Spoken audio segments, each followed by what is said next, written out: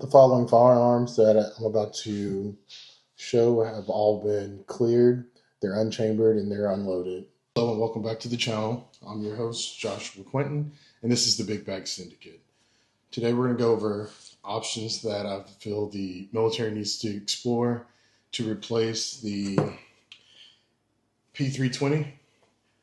Earlier this week, there was reports of an airman who lost his life because his weapon discharged without him wanting it to.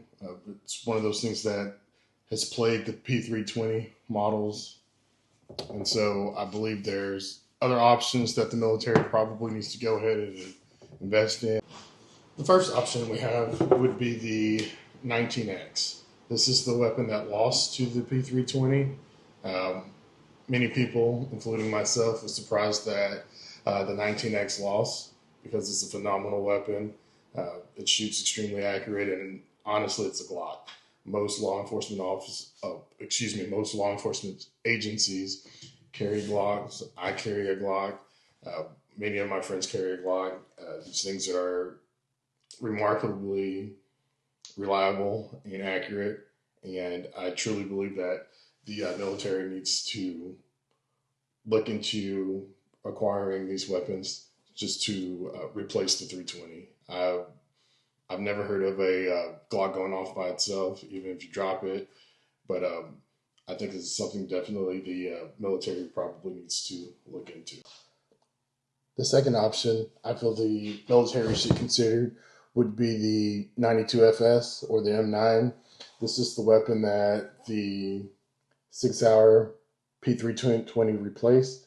And honestly, there was no real reason to replace it, in my opinion. I understand that the military was looking for more modularity and something they could probably place an optic on top of, but honestly, there was nothing really wrong with this weapon. I believe if these P320s keep going off, you have to go ahead and decommission them and revert back to these until you find a better solution, which, in my opinion, as I stated before, would be the 19X, excuse me. The third option the military should look into, or at least consider, would be the M&P9, the 2.0. These are extremely reliable weapons. They're accurate. Some of these come with safeties. The one that I have in 40 cal comes with safety, but there are variants in the 9 that come in safety. I know that's come with the safety, excuse me, and that's pretty important. The newer models have an updated trigger, and some of them are MOS ready. And then there's a slide cut for a weapons mounted light, or excuse me, a rail system for a weapons mounted light. If the military chooses to adopt those, I think this would be a great choice.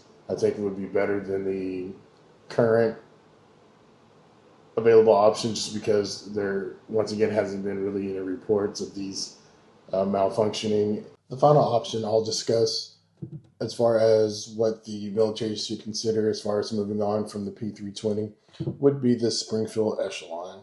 I've recently taken this out to the range, and I find it to be a phenomenal weapon. I haven't heard of any malfunction. It didn't malfunction with me, and it actually grouped extremely well. I don't have a whole lot of experience with this, but from what I read, there hasn't really been any issues with it. Most people who fire around like them, and this should definitely be an option that the military consider, being that it is a phenomenal gun. If you've enjoyed what you've watched so far, please consider liking, commenting, and sharing this video. If you haven't already, please subscribe. That helps a small content creator like myself grow, and it also helps with the algorithm. Thank you very much.